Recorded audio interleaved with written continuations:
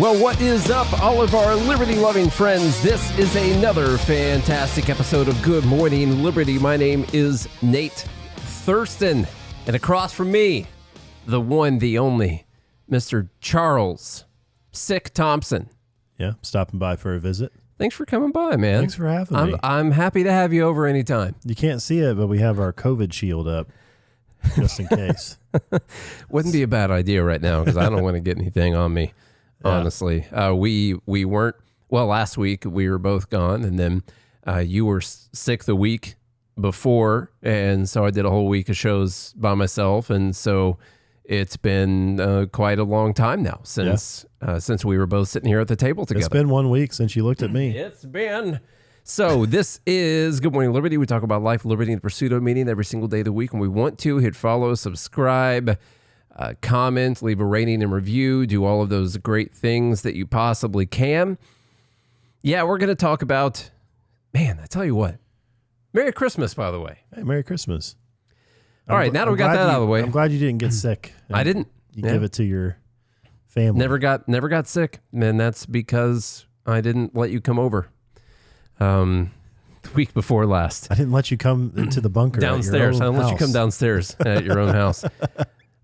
So there was a lot of news that happened over the last week, like quite a lot. Like what? Just a few things. It turns out if you don't pay attention to it, it doesn't exist. Yeah, I came in this morning. I'll tell everyone on the recording here. First time Charlie sat at the table with me, and as we just explained, it's been a bit. And I was like, "Man, did you see that Minnesota fraud video?" And Charlie was like, "What do you mean? Did you put out a video or something?"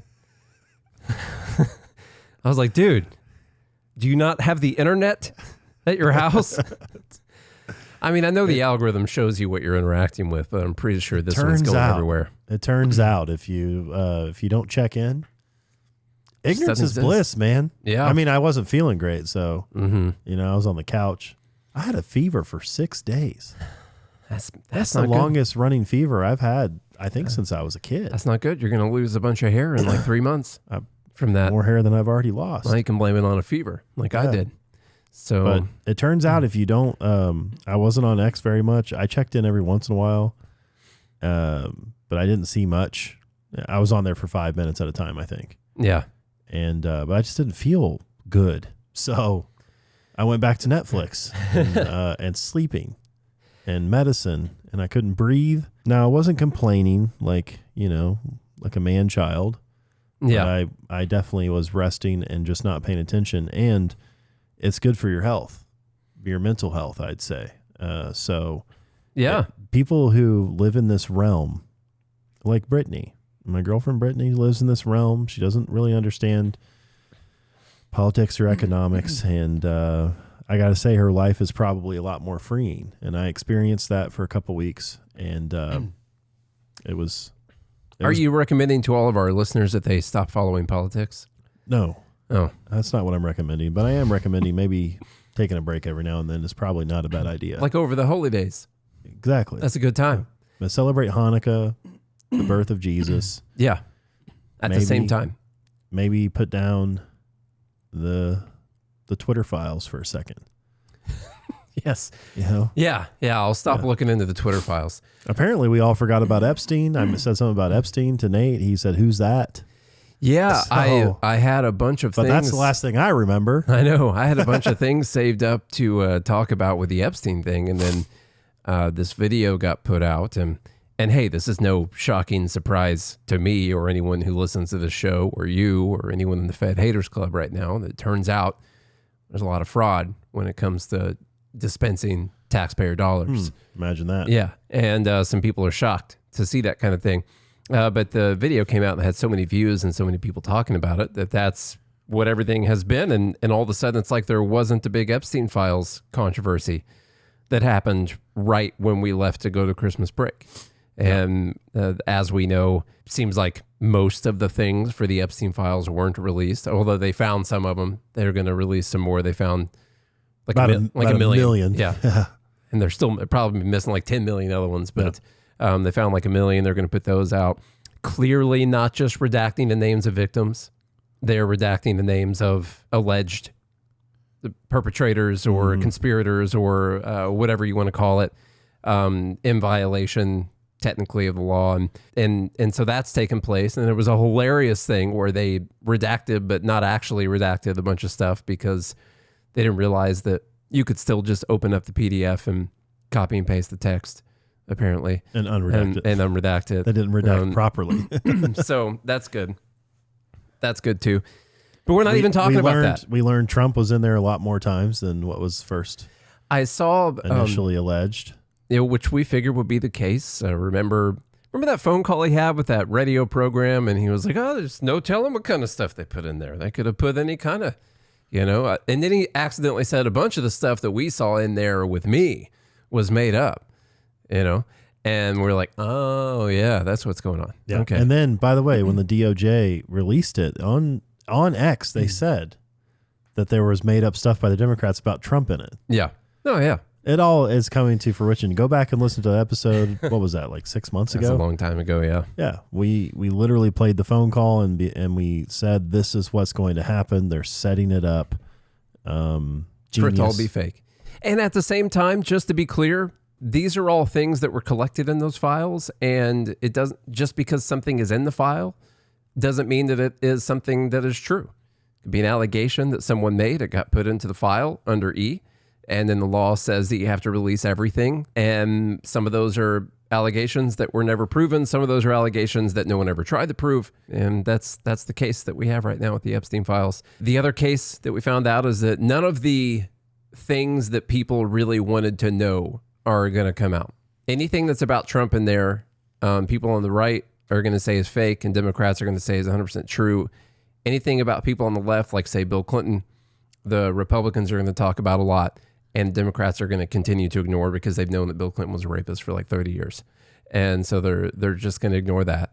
And that'll be it. The actual important stuff in there, intelligence asset, who was paying who to do what, blackmailing who for what purpose. That's not going to be in there, man. Arrests, those aren't going to come. That's not going to be in there, man. Yeah. Okay. So the poor victims. But anyway, none of that's important because what's important now is we have fraudsters from Somali that we need to deport. And if we would have never let him in the country to begin with, we would never have this problem. Fraud. We could have just kept spending taxpayers' money, giving it out to people, letting them do whatever programs they want, and everything would have gone fine. So who cares about essaying, tiny little girls? We got fraud to talk about. So you're really making me want to play some of this video now. Obviously, we're not going to play the whole video because it's a 42-minute video, and apparently everyone's seen it already. It's got 117 million views as of the time of this recording, which is a lot of views. That's a lot of views. Yeah, it came out the day after Christmas, so it's a lot, and it's a good thing, by the way. Overall, I'm seeing somewhat of a reigniting of a Doge type mentality, at least with people on the right. Now we'll have a little bit of critiques for the way that is probably going to be implemented. But it is nice to see people talking about at least fraud again, waste, fraud, and abuse again, and talking about ending some of these programs, or really what they're going to say is we just need the right people to be in control of them. But yeah, it's good to see that. I hope that continues. It's good to see like a citizen journalist type person going out there and doing something. Now, someone who's not getting enough credit here is this guy, David. I don't even know his last name. That's how little credit he's getting. I know Nick Shirley's name. This dude, David. Shirley.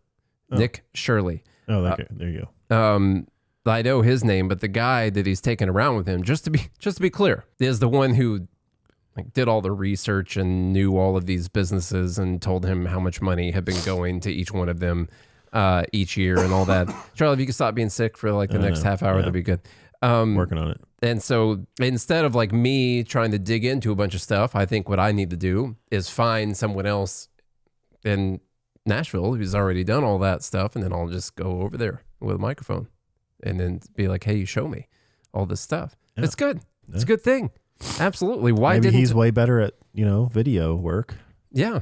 Why didn't NBC take this guy around and check on these businesses and see if they're open and all that? Yeah. I think that's a good question. Hello, we'd like to ask where the money's going. What do you guys think about the fraud that's taking place here in Minnesota? I don't think anybody is enabling fraud to happen. Hold Governor Walz accountable for this. What was this money spent on? 1.26 million. What was that money spent on? There aren't any kids. Answer the question. Are there children? There's no children inside this building.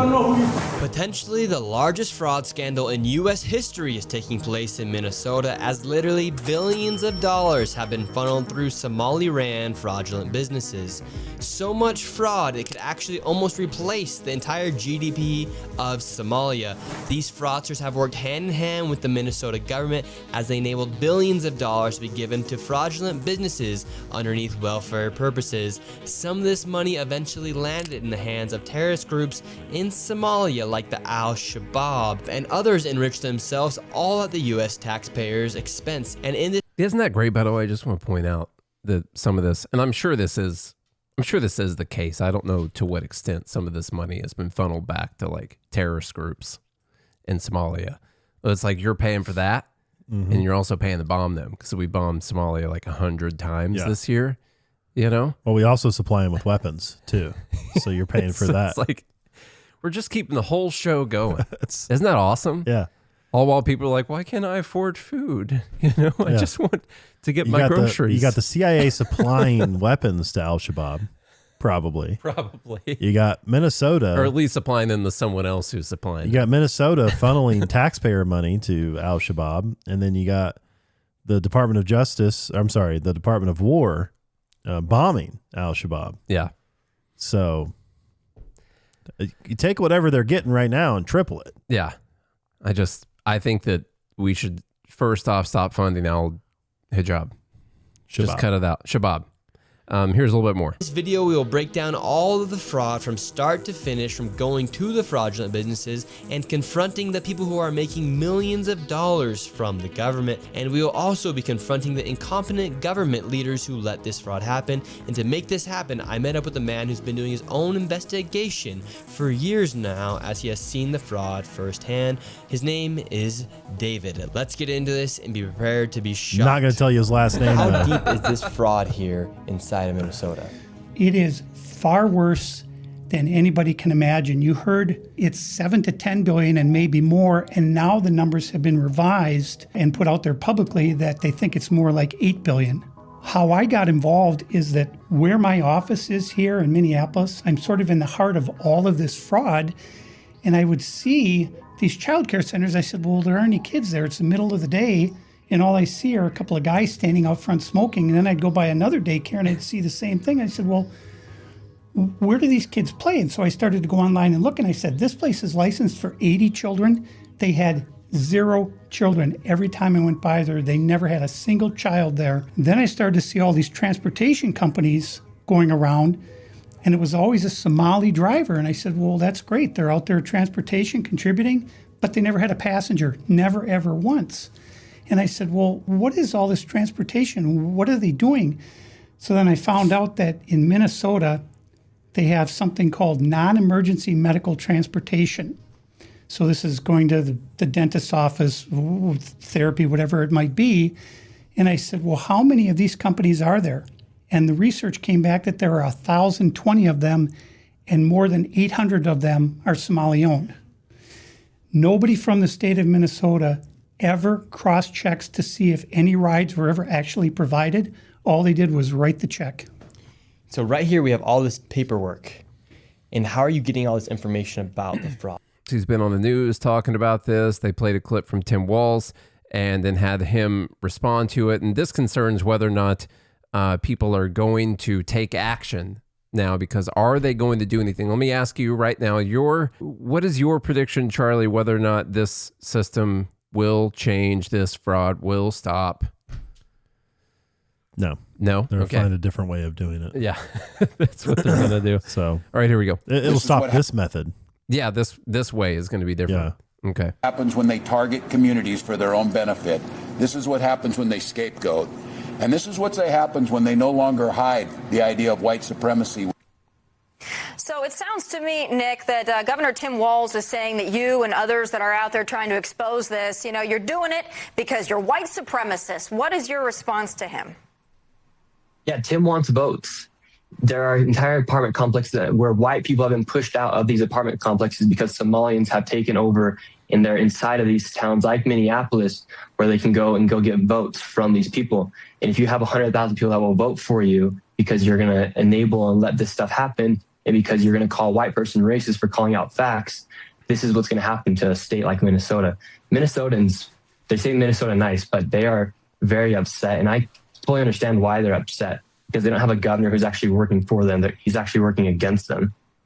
Nick, your video's been viewed 93 million times. What do you think will be the result of this? Do you think that things will change because of bringing attention to this, or do you think it'll be much the same, swept under the rug and keep moving forward?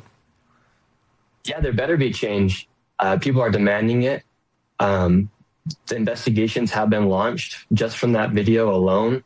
And so there better be change because, like I said, we work way too hard to be paying taxes. We work way too hard to be not knowing where our money's going. And at the end of the day, people in the government, they work for us. We don't work for them. And so it's their responsibility to hold these people accountable. And so if there's not something that's happened, people are going to be very frustrated. And so if President Trump's watching this, it's time to really get down to nitty gritty and to make a difference in this place of Minnesota that is pretty much like Somaliland right now. I just realized that maybe you're not the only person who didn't watch the entire 42-minute video. And so I wanted to kind of give a little synopsis of what they found. So what they did in the video is they went around to different daycare, childcare centers in Minnesota. Looks like healthcare centers too. And some home health offices as well, which those are really nice because you don't actually have to have an office. You're providing home health for people, right? So you're fine. You just need like a front office, where you file paperwork and stuff. Yeah. So they went around to these places, and like the stuff with the child care centers, they go there during the day. There's no kids there. And he's taking around this guy, David. Don't know his last name. Sure, we could probably find that. But he just thought it was important to call him David, so that's all we'll call him. David. Yeah. David Anonymous. Yep. Takes him around and says, I've been here many times. Every time I come here, there's never any kids, but this place gets like $1 million a year from the government. And goes to another one, and they're licensed for 99 kids, which I'll get into some of the, some of the things that we should pay attention to a little bit. But they get $1.5 million a year. They get $1 million a year. What I was going to say is licensed for 99 is probably up to 99. It doesn't mean they have 99 kids there. But, and so they keep getting this money. And there was the other fraud scandal that was just uncovered or talked about in the media a few weeks ago. That was also in Minnesota. And that had to do with things like these meal programs or food banks, mainly during COVID or from COVID funds. And what they would do is they would say, this is how many people we're serving these meals to. And government would say, okay, well, that's cool. Here's all this money. They never were like, you're feeding more people than are in the town that you are doing it in. Like, wow, it's really popular. How about that? And so they uncovered something like $250 million in fraud just from those programs, just in one state. Jesus. And so it's quite a lot. And this is the kind of thing. By the way, the video's talking all while about. These same people on the left are screaming that we need free childcare. Yeah. We need free healthcare, free childcare. It's because more of these schemes become easier for the fraudsters. Mm-hmm. When you look at it, when you have, which Minnesota has done, created childcare incentives, well, you have all these childcare centers popping up. Yeah, I mean, you don't have to have the actual kids to get the government money that's already set aside for it. This is the universal child care model, really. Like, it's not that the government is going to open a child care facility. They're just going to make sure that all of this child care is paid for. Now, they're the federal government. They don't have time to go to each one of these facilities and make sure that kids are going there every day. They don't have time to look at the list and then check it twice, see if the kids are nice. But that is like we're going to have universal child care. What they mean is we're going to send out all this money to the states to implement these universal child care programs, just like they do for Medicaid or just like they do for some of these Schools. meal programs, for schools, all kinds of stuff. And you never really know if there is an end user receiving something, especially if the state is involved in it, say, because the state is supposed to submit a report to the federal government that says, we did everything we were supposed to do. This went to all of these people. There was no fraud in it. If there was, we found it. We made sure it's not happening anymore. And all the money that you gave us was, in fact, effective. The only problem is you need to give us more money next year. Mm-hmm. So if you're the state, we're going to be like, we can't find kids to go to the freaking daycares. Like, they're just not going to the daycares. We opened up 1,000 daycare facilities in this 4-block radius, and we just can't get any kids to go there. You know, they're not going to do that. They're going to keep taking the money. And then it gets a little layered deeper. Because, by the way, they funnel some off the top. Well, on top of that, I mean, this is super unorganized today. Not that you needed me to tell you that at this point. They do have some indication that some childcare facilities, some of these places, that in fact make political donations. And isn't that nice? And so, yes, you have a really good incentive here if you are in the government to keep getting this money from the federal government. Now, federal government says you got to tell them that you are for sure serving these people. That's what this money is for. But it turns out all it takes is that the state signs something saying that that's what they're doing. And so if the state's like, yeah, we're going to give it to all these people, and maybe they're all part of, like, let's just talk about the Somali immigrant community thing for maybe they're all part of this immigrant community, or a bunch of them are a part of this immigrant community. And maybe these people vote like a big voting block. And once you get the endorsement of that voting block, well, there's 100,000 votes right there. Just check that box off. Mm-hmm. And so why would the state tell the federal government they don't need the money, or the money's not getting used properly? Of course they wouldn't do that. Yeah. Everybody gets a little piece. Mm-hmm. And, the problem is we just don't tax the rich enough. That is the issue, isn't it? And then, of course, they keep the donations at an amount that's not going to draw any red flags. Mm-hmm. Mm-hmm. So $1,000 donation here, $1,000 donation there, $1,000 donation here, $500 here, $250 there. You look at the amounts, it's not raising any red flags because they're keeping it within the campaign finance laws, mm-hmm. which also goes to tell you that people who are arguing for stricter campaign finance laws are just full of shit. They'll just find a way around whatever. It doesn't matter. All of these things are just gigantic incentives for corruption. You're giving away stolen money, which, by the way, I'll read you my post I made earlier. Isn't it ridiculous that we expect there to be like an honor system in the distribution of stolen money? Like that's kind of weird, right? Like the whole pot of money was taken from people who, if they didn't give it to you, you were going to put them in prison. Yeah. And you put all the money in there, like, all right, everyone be honest about this. We got to use this. Like, that's ridiculous. Yeah. Of course it gets stolen. I was watching this guy. I think he was on the Sean Ryan podcast. He was a drug smuggler, worked for Chapo. El Chapo? Yeah. El Chapo, yeah. One of those guys. I didn't watch the Sean Ryan. One of those big thing, guys down in Mexico. That's definitely a name I've heard. But anyway, he had like basically a government sanctioned runway in the United States he could land in. I think he paid whatever, the sheriff's office or something, 30 or 50 grand each time he did it or whatever. And it was just like, yeah, cool. I'll land my plane. I'm not supposed to be flying. I'm flying under the radar from, Colombia or Mexico or whatever, land right here in the United States. I'll pay you off and then we'll get all these drugs smuggled in. And he did it for years. This guy did it for decades.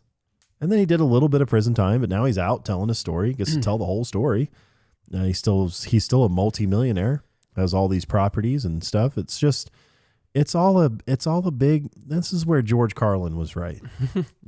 It's a big club and you're not in it. Yeah. And I guess what I said earlier, like this is all just a giant, all this incentivizes is corruption. The campaign finance stuff, the giving away these block grants to states, but it all just incentivizes a massive amount of corruption. Of course it does. People are going to find a way to get this money. And I get a little bit more upset when I see like Republican politicians being like, this is a major problem that we should take care of. I'm like, did you vote for the last thing? Did you threaten the primary people who didn't vote for the last bill that had money for this place in it? Yeah. Did you? Is that what you did? Pretty sure you did. Mike Lee said, why is the federal government routinely giving taxpayer money to business enterprises like daycare centers, whether they actually exist or not? Nothing in the Constitution gives the U.S. government responsibility over such matters, yet he will vote for the pieces of legislation that literally do that. And not just daycare centers, all kinds of places, be night care centers, all kinds of stuff. Yeah. By the way, if this is taking place in Minnesota, what's the likelihood it's taking place in other states? 100%. Yeah, exactly. Let me read this J.D. Vance tweet, and don't forget that question. We're going to talk about that question. J.D. Vance said, what's happening in Minnesota is a microcosm of the immigration fraud in our system. Politicians like it because they get power. Welfare cheats like it because they get rich, but it's a zero-sum game, and they're stealing both money and political power from Minnesotans. He had a couple posts about this, to which people responded, what are you going to do about it? By the way, it's also not just immigration fraud. I know. Yeah, thank you. It's like working in the healthcare sector, we see this all the time, and sometimes people get caught for it. Most of the time they don't. But states are really good at Medicaid fraud. Like they've come up with a system to extract as many Medicaid dollars as possible, whether that actually takes care of patients or not. It's all a game. It's a game to get, as you said, stolen money. And how can you expect any morality for people trying to get a pool of stolen money? You can't. You never can. We just got to get the right people in charge, Nate. Like you said, I told you earlier that there was an annoying side of the direction I see this going on the right. And not that it's not an issue, but I see so much focus on the Somali immigrant thing or immigrant thing in general. And maybe there's more fraud in the Somali immigrant community. That could be the case. I believe Somalia is the second most corrupt country ranked in Africa. I was looking that up earlier. Let's see. Yeah, it looks like second most. It's no first place. These people are already good at it. Second most corruption. And this is just, I don't have it on the screen again. This could be a thing with some of these countries, and that's why they can't get out of like the situation that they're in right now, is when there is so much corruption going on. So yes, there could be a specific issue in the Somali population. But here's the problem. We got a crap ton of debt here in the U.S. It's a lot. It's like $39 trillion. We got a couple $1 trillion a year on our deficit getting added, and we're paying interest on top of that. Even if you get rid of all the Somali fraudsters, every single one of them, every amount of taxpayer money that's getting wasted on Somalis, even if you only keep the ones who are net taxpayers and have a good job and they're net taxpayers or whatever, hell, even if you got rid of all of them, you wouldn't even see the number register. If you let's take the highest number too, by the way, $12 billion. Yeah. If you had the whole number laid out, the whole thing, you wouldn't even notice the number change. And neither would the amount of interest that we're about to pay. Neither would the time and date in the future when America collapses from its own stupid choices change at all by doing that. It's still the same date. $12 billion is about what, half a day of government spending? Yeah, about not even a full day. Yeah, worth of spending. No, not a full day. And so insane. The point is, sure, it's a problem, and sure, should we be giving money to those people? No. And if you want to go for that, sure, but don't pretend like if you go for that and you win on this issue that you just like change the trajectory of America or anything. You didn't change anything. You know what the real problem is, Nate? None of this. It's the fact that Elon Musk is worth about $750 billion. That's the problem. But not today. Tesla's down like 3% today. And that guy is not paying his fair share. Yeah. He could end hunger, homelessness, support all of our veterans, give every one of our veterans a house. Mm-hmm. He could end world hunger. He could solve for world peace. But instead, he's deciding to hoard his, what is it now, $700 billion? Yeah. Yeah, that's the problem. Yeah. If we could just... I saw that going around. We just get all of his wealth. It's not the billions in fraud taking place by stolen money that they steal from you. That is a problem, And but there's no way out of it, by the way. I even had this issue with Doge when all this stuff was going on. They focused so hard on waste, fraud, and abuse. And those are great things to go after.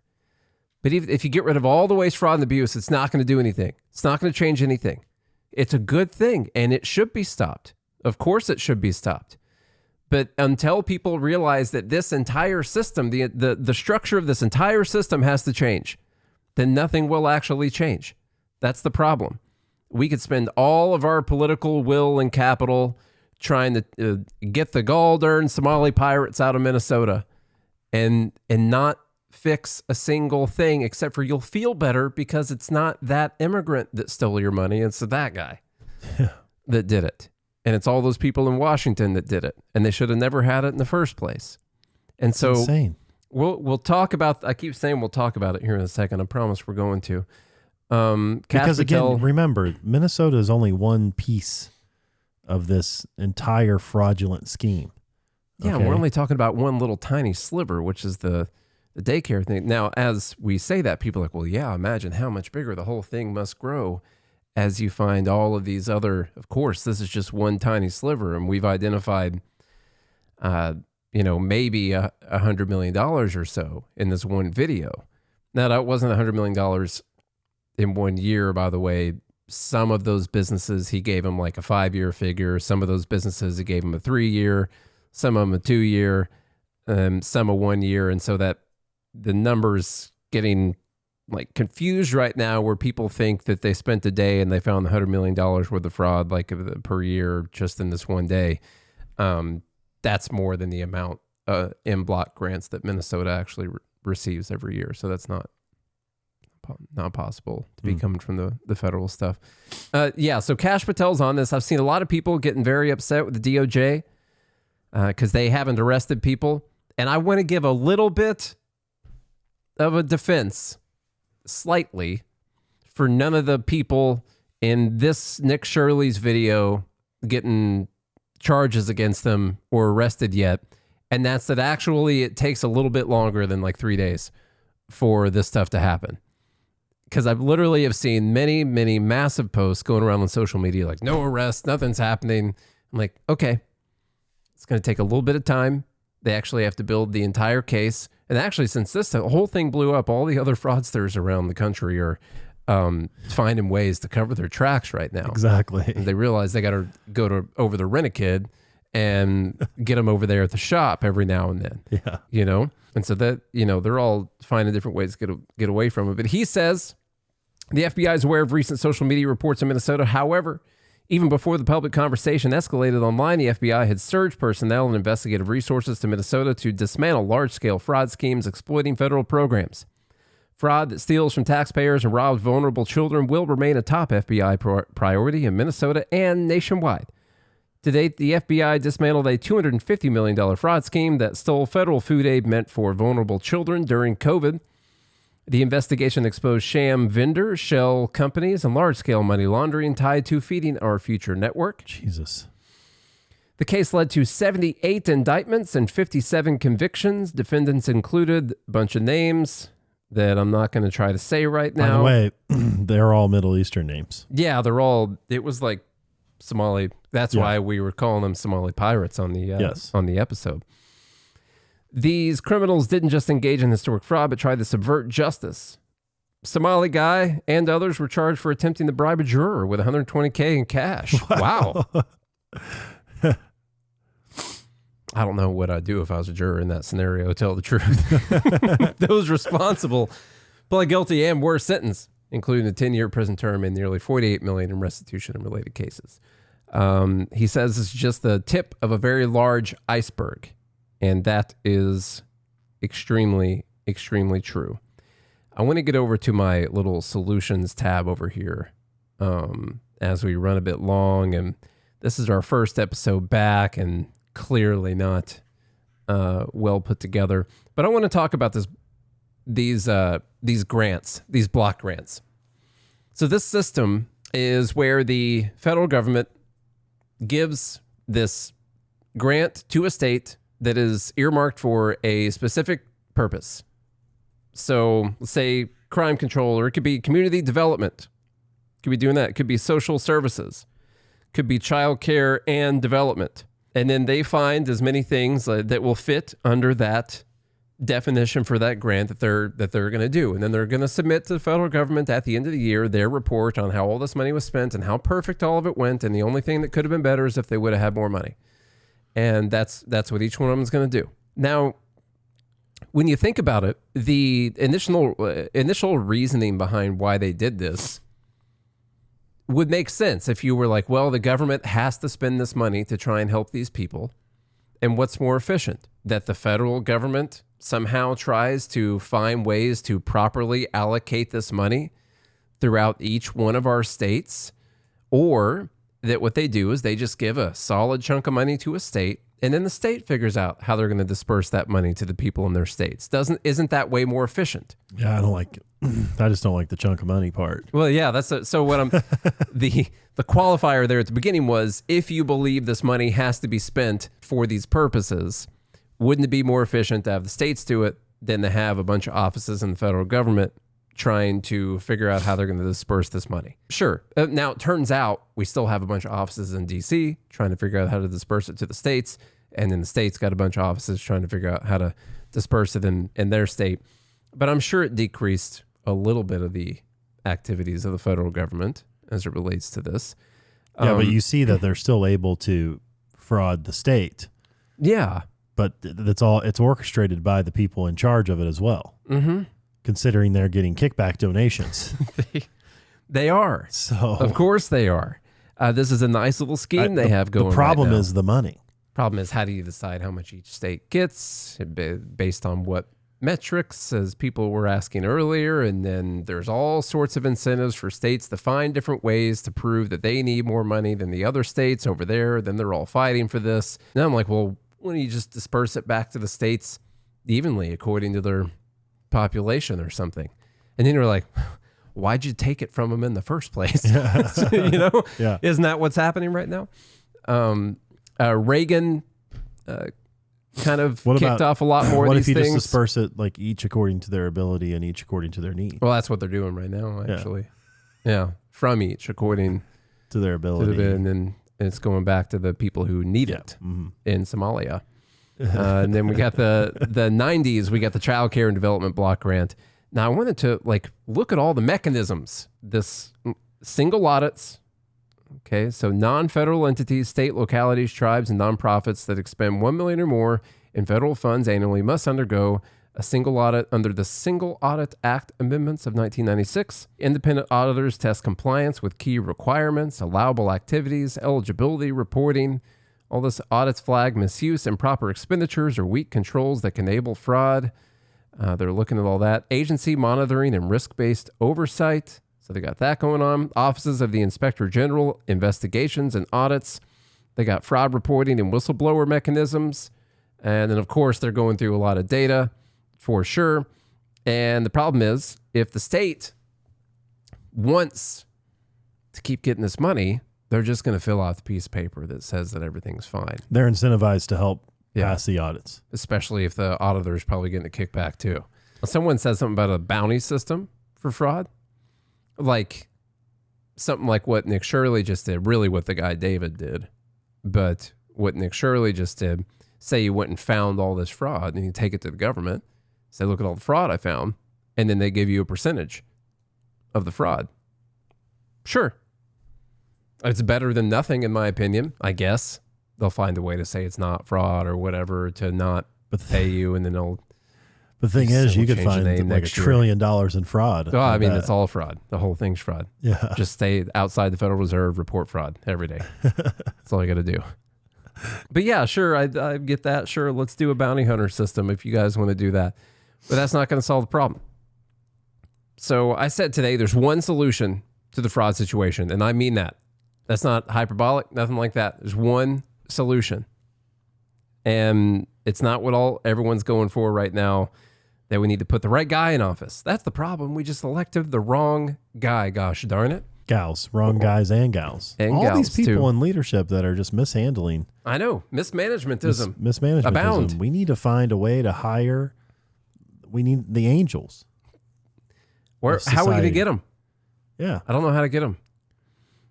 Let's see. We don't want to make sure that the states are going to follow their proper audit processes. Like we do, but guess what? We've got a lot of processes in there already. Turns out if they want to get the money, they just fill out paperwork and say that all this money is getting used in the right spots. And the only thing that could have been better is if they had more money. And then that's going to be it. You can't rely on the right guy in office, because what if you do get the right guy and he's like, look how great I'm spending all this money. It's all going perfectly. And then the wrong guy gets back in office. Mm-hmm. How are you going to determine that that's the wrong guy? And then all of a sudden you must write a law that says when it's the wrong guy, the government can't spend this money on stuff. Only when it's the right guy can they spend the money on stuff. Exactly. Good luck getting that one passed. And so I said, arresting these people, which absolutely must happen, it's not going to solve the underlying problem. I saw a lot of people say, well, if you give these people some harsh prison sentences or public executions, then it's not going to happen anymore. That could deter a few people, but it's also going to make a lot of people find even better ways to hide all of this fraud. Could make the system even more efficient. The fraud system more efficient, not the actual system, by the way. Right. You're going to streamline the efficiency of the fraud network is what you're going to do. Should they be punished? Yeah. If you got a specific person who's been lying about this, yeah, put them in prison. That's fine. They can do that. I said fraud like this is rampant throughout the entire federal government and the state governments. Guys, all the way from direct programs of the federal government, stuff with these agencies, all the way to all these grants to the state governments, Medicaid, Medicare, Social Security, goddamn military spending. By the way, it goes all kinds of stuff. It's further than that, though. This is happening at your counties. Well, that's what I was going down to. I was working my way down there. Yeah, this is happening at your counties, your city governments. This is happening at your local HOA. There's been all sorts of fraud happening with HOA money. Certain people get the landscaping contract, and dude, I had this AOC wannabe go around my HOA and claim that the current HOA board was stealing money, and that's why my neighborhood didn't have a swimming pool. Now, if you looked at my neighborhood, you'd be like, no, that's not why there's not a swimming pool here. Okay, there's not a one of y'all that could afford a swimming pool, and all of y'all put together ain't gonna build one either. Plus, there's nowhere to put one. Anyhow, she went to door to door telling people that they were stealing, and that's why we didn't have a swimming pool. And she got people to sign proxy voter things. Had a new election, and she ends up being queen of HOA after that. What a boss babe! Yeah, she did a great job. Now, there was never any proof of any theft at all. In fact, if you just looked at the paperwork, you would see that there was no theft, exactly where all the expenditures were going. Then she has a big, bright idea not to do a swimming pool, but what our neighborhood really needs is a big security camera system around the whole neighborhood to keep everyone safe. Okay? This is about safety for everyone. And so we take the bigger chunk of money than our HOA have been spending on anything every year, and we take that and we go and we buy a big, expensive outdoor license plate reader, all kinds of stuff like that, security system. And where do we get that from? That lady's husband's business that sold those things. Oh, interesting. That's where we bought those things from. Yeah. How about that? This happens all the way down at that level. It's just... She just happened to know the right guy. Yeah. And she got kind of bored with running the HOA shortly after that too. What do you know? What? No way. It's kind of crazy. She wasn't super, enthused about making sure that anything else was done. People mowed their yards or trash was picked up or anything like that. She just wanted to make sure through benevolence that we had a really nice security camera system in our neighborhood. I hate people, man. I want to remain hopeful, but I don't know if I can. These people there's so much corruption happening everywhere. It turns out there's in Murray County, which is where my girlfriend's parents live, turns out there's a lot of people moving there into Santa Fe and Columbia and the surrounding areas. Turns out they get their water from this little duck river. I don't know why they named it that. There's not a bunch of ducks on it or nothing, just a little duck river. And it turns out that they're going to run out of water soon because there's too many people and not enough river in the Duck River. Or ducks. Not enough ducks. So they're gonna build a pipeline. Their plan is to build a pipeline to the Tennessee River, which has more water than the Duck River does. And this pipeline is going to cost $500 million. So they can get enough water for these residents. Not that there's other options around, like other lakes and stuff they could probably tap into. Anyway, it turns out one of the guys who's on the county board is also on the water board. How about that? And he also has ties to the company that can build the pipeline. And to pay for it, they want to increase everyone's water 10%, just 10% a year, every year for 10 years. That's a lot. So your $33 water bill becomes around $90 after 10 years. Okay. And do you think those prices will go down after this pipeline's paid for? Oh, no, it's going to keep going up. It's going to keep going up. It's nothing nothing so permanent as a temporary increase in your water bill. On both boards. Isn't that strange? And he just happens to know weird. People who build pipelines to other water sources. So the moral of the story is this happens everywhere. This is rampant, just everywhere. Your only safeguards, and even in systems where people are voluntarily deciding, like my HOA, like I knew there was an HOA. I knew how much the HOA costs. I knew what, technically knew what the structure was, how they got new board members, stuff like that. And they decided what to spend their money on and all those kinds of things. I know that I could go to HOA meetings if I want. So there's a voluntary structure there. It still happens. Of course it happens in structures where it's involuntary, where they just take your money under threat of going to prison. And then they just decide that it's got to be spent over here in this place. And by the way, it's not just in Minnesota, New York, California, Texas, Tennessee, Florida, those places. It's in Texas, Tennessee, Florida, every single state. It's not just blue states. It's not just Democrat states. It's not just in the Somali community, not just in the immigrant community. It's everywhere. This happens anywhere where the government is spending other people's money all the time. So I said the real solution is that the government stops taking money from people in the states. This is a solution for this block grant problem specifically. The government has to stop taking money from people in the states and then giving it back to them in the form of grants that are earmarked for specific things. Like they take money from everyone in your state and then they take it in and then they vote and they decide the way that this should be spent in that place. Now, sometimes these states, they get more back than what all the people paid in, There's a little bit of welfare between the states happening, and that should stop too. That entire system has to stop. The people in that state should be able to keep their money and spend it on things that they want. So I'm not talking about not just like don't spend the money for the block grants. I'm saying don't take that money from the people in the states in the first place. To begin with. Which means get rid of the income tax, or at the very least, let's lower it even further. Because whatever amount of money is getting sent out through grants to states, whatever that number is, it's kind of a tricky number to track down. There's that USA spending .gov website and everything, and that's a pretty good source, but it's kind of difficult to get it to categorize things perfectly for you. That's a lot of money going out through these grants to the states. Whatever that number is, the tax rate just needs to be decreased by that much. Just immediately. There is no other solution for this problem. And I think all of these government programs and operations, they need to be run as charities.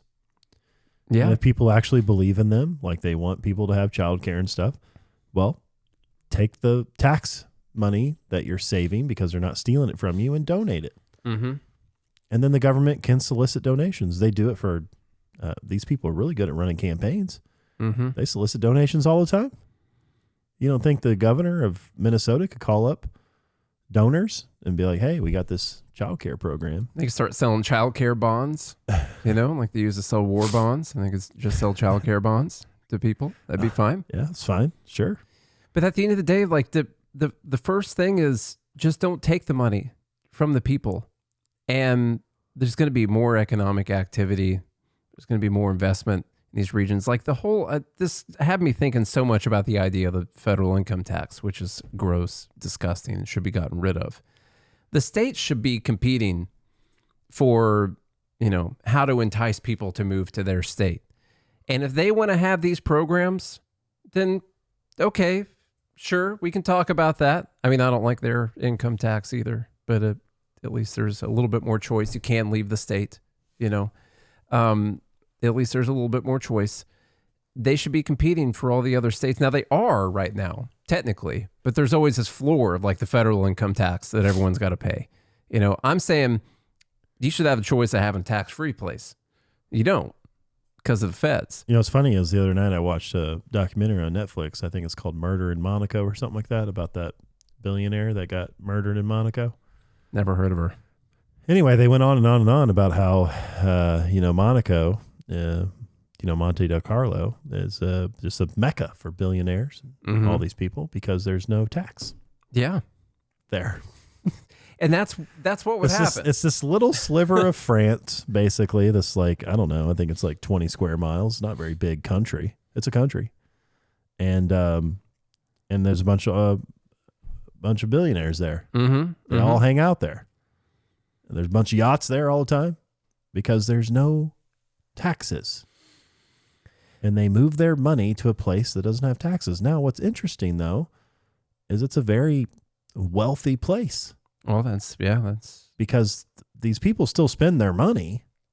And so you're able to, collect money by having this investment in this place, but you're not directly stealing it from the person. How's their illegal immigration problem? They got it locked up pretty good? I think it's locked up pretty good. I think Monaco's locked up pretty decently. I'm thinking I might just go there. Yeah. You can become a citizen. Yeah. So my thing is that I want to see the states competing, and if they want to offer programs to people, that's fine. But it's got to be done entirely with state money, and that's got to be a choice that they make. A lot of these places are offering money to people that come there, and it's money from first off, it's being borrowed in your children's name, or it's getting taxed from New York, and it's getting spent in Oregon by the state government, something like that. And instead, they should just decide whether or not their state can offer those things. And if they want to have a little tax to be able to offer this, okay, that's fine. Let's see if the service they're offering is good enough to have people move there. Let's see if their oceanfront property is great enough to have this kind of property tax or to have this kind of state income tax. Let's see if they can actually support having these programs. Right now, what we're doing is we're hiding the actual cost that these states are imposing, that their programs actually cost by using federal government grant money to cover a bunch of these things. It's a bunch of things that they actually can't afford to do. The entire system has to stop. That's not what's going to happen. Best case scenario, maybe they'll cut out a few block grants. We're probably going to get a congressional hearing for a few people in Minnesota, I would say. Some people are going to keep talking about Ilhan Omar, and they'll talk about that's why she's got a net worth of $30 million or something like that, because she's a part of this. That could be the case that they're involved in it. Might not. Might be the case that Tim Walz knew specifically about this, or Tim Walz is just retarded. Trump said that Walz is retarded. I don't think he can both be retarded and be this kind of financial political genius for what's happening over here in Minnesota. So is he just incompetent? Does he just not care? Doesn't care enough to look? That could be the case. Until the entire system is stopped, this just keeps going. And if we cut out the money from the Somalis, cool. I guess that's a little bit less tax money that's going out. But they're just going to find something else. Are there any to major arrests that are going to take place? Like Tim Walz? No. No.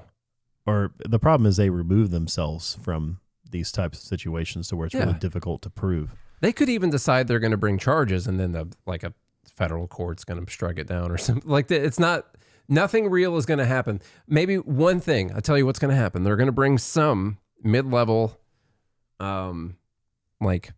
intern or someone who works in the office. It's going to come into a congressional hearing, and they're going to catch them in a lie on a piece of paperwork that they filed. And then someone is going to get clipped for lying to Congress. There it is. That's what's going to happen.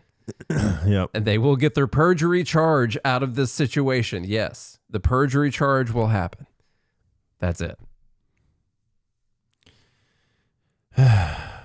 Unless we all decide to keep speaking up about it and to not be happy just because we talked about this for a while. No, Unless we're the just people gonna have be voting in the same people over and over again. Like I said, man, even if they decide that they're going to cut out all of Minnesota's block grants, you know what's going to happen? They're just going to spend that money on something else that's also a waste. That's also a fraud on the American people. They're just going to maybe actually spend it on the thing that they tell you it's for. Now it's going to be terrible. It's not going to work. It's not going to be efficient, whatever the case may be. Just like with the Doge stuff. They cut some money out of Doge. Doge found some contracts, stuff like that. We spent more money this year than we did last year. After doing all that, because instead of actually not spending the money, instead of keeping it in the treasury so they could borrow less money next time around, they found new things to spend the money on. So we got to have like this revolution of thought by the American people that the government should not be doing all of these things. And that maybe this whole federal government thing has gotten a little bit out of hand. But there's quite a few people on the teat. So it's a problem. It's good luck. It's a problem. Good luck convincing people of that. Okay. It's extremely difficult. Well, you can. It's like, hey, look, what we need to do is usher in an era where it's not as easy for you to make money for your family. Mm-hmm. And so don't you want to vote for that? It's tough to ever do also because the very existence of government money going into these specific things has also helped increase the prices of all of those things. And so now when you talk about pulling that money back, it's like, well, how am I supposed to afford this thing? Look how much it costs. Well, the thing costs that much because the government's been pumping all that money into that system. So what do you want me to do? Return my Escalade? How am I supposed to return? I just got this Escalade for Christmas. And you're saying we're not going to make as much money next year? Yeah. You know? That's what I'm saying. That's a problem. Mm-hmm. How do you convince people of that? God, there's 2 million federal workers? How many people work for state governments? You know? Let's just say many. Let's just say 500,000 people in each state work for the government at some level.